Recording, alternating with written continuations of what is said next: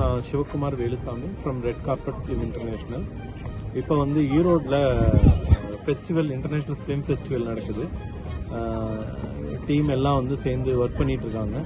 So இதுக்கு வந்து நீங்கள் ஃபிலிம் மேக்கர்ஸு, உங்களோட நல்ல நல்ல ஷார்ட் ஃபிலிம்ஸு இன்டர்நேஷ்னல் கண்டென்ட்டில் இருக்குது அப்படின்னா அதுக்குண்டான லிங்க்கு எல்லாம் இருக்குது.